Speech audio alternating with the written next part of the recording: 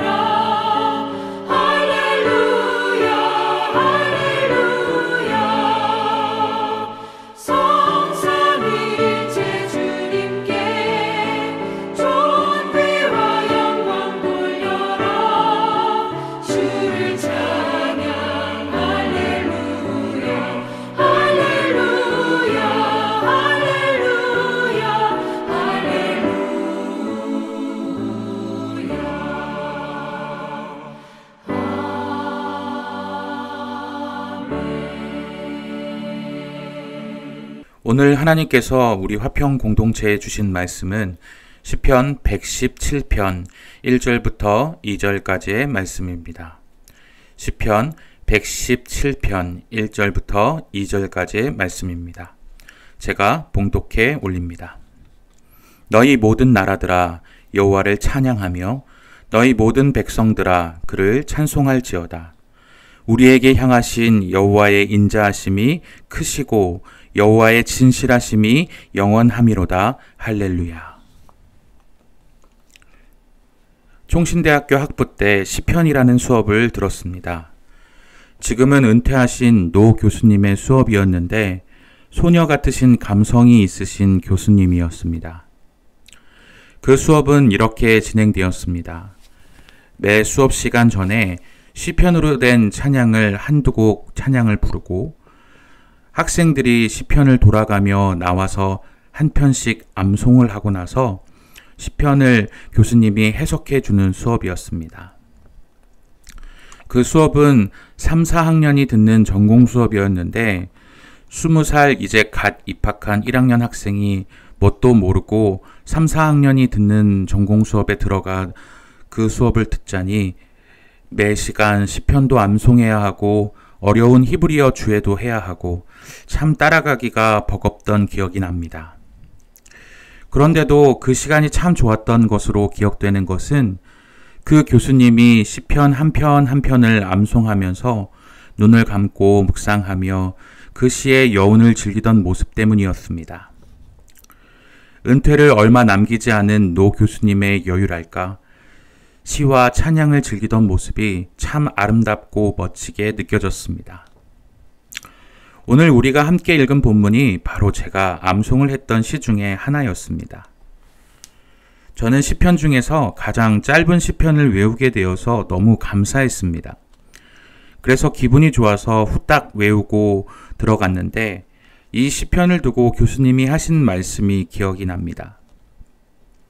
이 시편은 비록 가장 짧은 시편이지만 메시지가 가장 강력한 우리 손에서 엄지손가락과 같은 시편이다 라고 하셨던 말씀이 생각이 납니다. 왜 그런 평가가 이 시편에 내려졌는지 이 시를 천천히 같이 읽어보면서 은혜를 나눠보고자 합니다. 1절 말씀입니다. 너희 모든 나라들아 여호와를 찬양하며 너희 모든 백성들아 그를 찬송할지어다. 흔히들 구약을 두고 선교에 대하여 관심이 없다고들 이야기합니다. 구약은 흔히 택하신 민족인 이스라엘의 구원에 대해서만 관심을 가지고 있다고 알려져 있기 때문입니다. 그러나 오늘 본문은 이스라엘만 하나님을 찬양해야 하는 주체가 아니라 모든 나라와 모든 사람들이 하나님을 찬양하는 주체임을 말하고 있습니다. 본문은 구원을 받는 백성이 이스라엘 백성만이 아님을 보여줍니다. 이스라엘 백성은 자신들만 구원을 받는다는 선민의식을 가지고 있습니다. 구약의 대표적인 예가 바로 요나 선지자이지요. 요나는 선택을 받지 못한, 할례 받지 못한 적국 아수르의 백성이 회개하고 돌아와 구원을 받을 것을 걱정했습니다. 당시에 이스라엘 백성의 대부분의 생각이 그러했음을 드러내는 것이죠. 아브라함의 자녀인 자신들만 구원을 받을 것이고 자신들의 적인 아수르는 형벌을 받아 모두 게헨나, 즉 영원히 꺼지지 않는 지옥불에 떨어져서 심판을 받을 것이라는 생각이 유대인들의 생각 속에서는 당연한 생각이었습니다. 그러나 오늘 본문에서 그 구원이 이스라엘 민족이 아니라 그 이스라엘 민족에서 확장이 되어서 모든 나라와 모든 백성까지 이르를 것이라고 말하고 있습니다. 메시아가 오시게 되면 모든 나라와 모든 백성이 구원을 받게 될 것이다 라고 이야기하고 있는 것이죠. 로마서 15장 11절을 보면 오늘 본문을 인용하여 말하고 있습니다. 또 모든 열방들아 주를 찬양하며 모든 백성들아 그를 찬송하라 하였으며.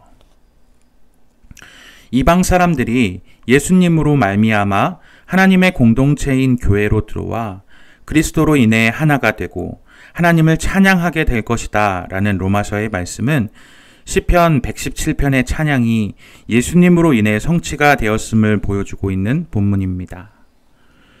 이전에는 구원을 받을 수 없었고 하나님의 백성이 될 수 없었던 이방인들이 예수님으로 말미암아 구원받게 되고 예수님 때문에 하나님의 자녀가 되고 모든 나라와 백성들이 하나님을 찬양하게 된다는 것입니다. 이것이 가능하게 되는 이유는 무엇일까요? 바로 하나님의 자비하심 때문입니다. 2절 말씀입니다.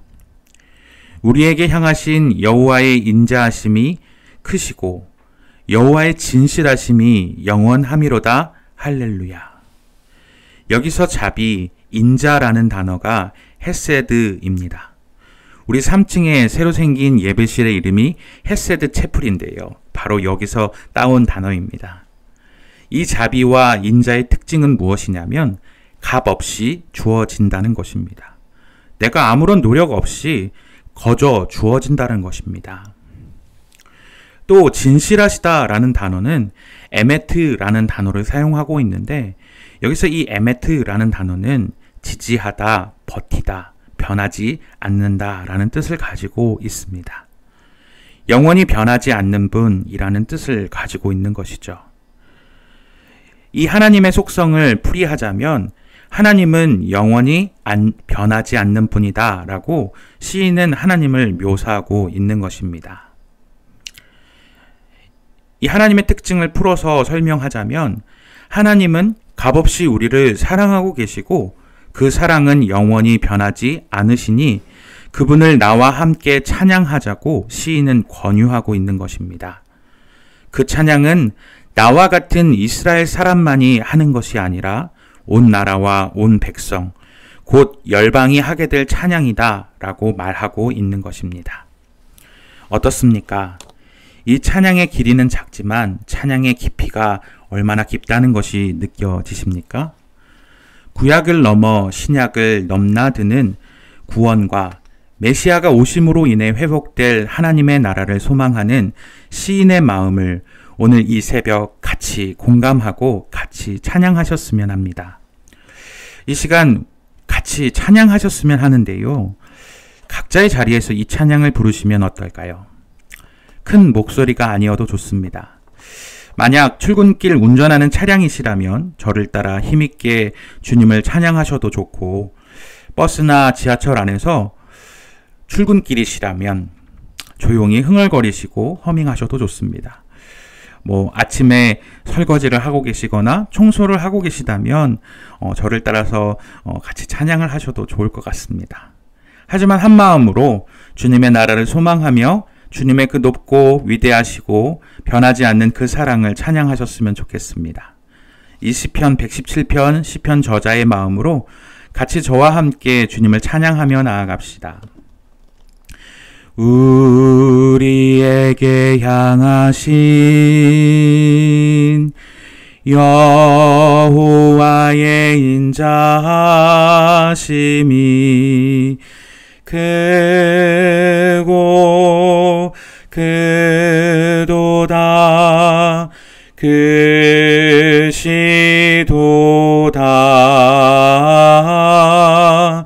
크고 크도다 크시도다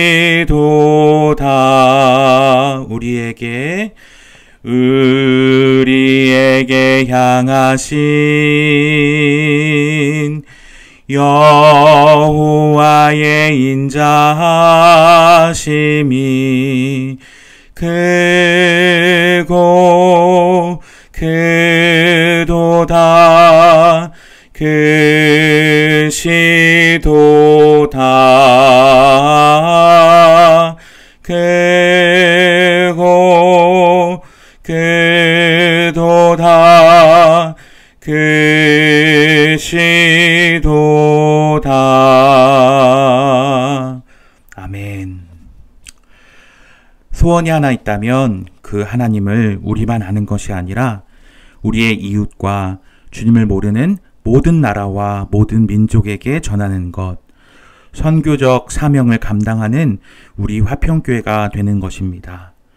주님의 손과 발이 되어서 가는 선교사로, 보내는 선교사로서의 사명을 감당하는 우리 화평 공동체가 되게 해달라고 함께 기도하여 주시기 바랍니다. 이 시간 우리 함께 기도하며 나아갑시다. 코로나19로 인해 선교 사역이 많이 힘듭니다. 선교부를 담당하고 있어서 선교사님들을 많이 만나고 선교지의 소식을 듣고 있는데 현재 선교사님들이 많이 선교지에서 본국으로 들어와 있는 상황입니다. 현재 우리 교회에서는 루안다에서 파송된 김기현, 박지만 선교사님도 현재 한국에 들어와 있는 상황이시고 아시아 A국에 파송된 안총수 선교사님도 선교지로 다시 들어가고자 하시지만 코로나로 인해서 비행기 편이 계속 연기가 되어서 나가기가 어려운 상황 가운데 있습니다. 선교지의 현지 상황도 쉽지 않아서 남아있는 선교사님들이 복음을 전하기도 매우 어려운 상황입니다. 우리나라의 상황도 어렵지만 선교지의 상황도 참으로 어려운 상황입니다. 지금도 선교지에서 고군분투하고 있는 선교사님들을 코로나로부터 지켜주시고 복음의 전파를 위해 수고하고 충성하고 있는 그들을 통해 복음이 확장되어지게 하시고 우리나라 모든 민족이 모든 나라 모든 민족이 주님을 찬양하게 하여 달라고 기도하여 주시기 바랍니다. 특별히 이 시간에는 선교사님들을 위하여 기도해 주셨으면 좋겠습니다. 우리 선교사님 필리핀에 있는 권영수 선교사님 폐암 말기로 인해서 치료를 받고 있는 가운데 있습니다. 우리 권영수 선교사님 치료를 위하여 기도해 주시고 우리 제주도에서 사역하고 계시는 우리 박유환 선교사님 아내 되시는 김은혜 선교사님께서 최근에 암 진단을 받으셨습니다. 조속히 수술이 이루어질 수 있도록 빨리 의사를 만나고 치료하는 과정 가운데 주님께서 함께 해달라고 기도해 주시기 바랍니다. 두 번째로 우리 한 주간의 삶을 위하여 기도해 주시기 바랍니다. 우리 어제 하나님의 귀한 말씀을 들었는데 말씀을 듣고 살아갈 우리 화평의 가족들이 하나님의 말씀을 듣고 영적인 전투를 해나갈 텐데 말씀의 무기를 가지고 거룩한 삶을 포기하지 않고 하나님이 기뻐하실 거룩한 삶을 선택하게 해달라고 늘 하나님의 말씀을 준비하시는 담임 목사님께 성령 충만케 해달라고 깨어있게 하시고 지치지 않고 하나님이 주시는 힘과 지혜로 화평교회를 잘 이끌어 나가기에 부족함이 없도록 통찰력과 리더십을 허락하여 달라고 우리 담임 목사님을 붙들어 달라고 기도하여 주시기 바랍니다. 세 번째로 우리 화평교회의 다음 세대를 위하여 기도해 주시기 바랍니다. 우리의 다음 세대를 주님께서 붙들어 주시고 혼탁한 세상 가운데서 믿음 잃어버리지 않고 주님을 떠나지 않게 해달라고 기도해 주시기 바랍니다. 주일학교 교역자들과 우리 선생님들에게 영혼을 사랑하는 마음을 부어주시고 한 영혼 한 영혼을 주님께서 사랑의 마음으로 품는 우리 교역자들과 선생님들이 되게 해달라고 특별히 이번 주 토요일 온라인 수련회를 준비하고 있는 우리 고등부 최사무엘 목사님과 지미선 자매 통해서 하나님께서 일하여 달라고 우리 교회 학교와 선생님들과 교육자들을 위하여 우리 오늘 하루의 삶을 주님께 맡기며 함께 기도하며 나아가도록 하겠습니다. 함께 기도합니다.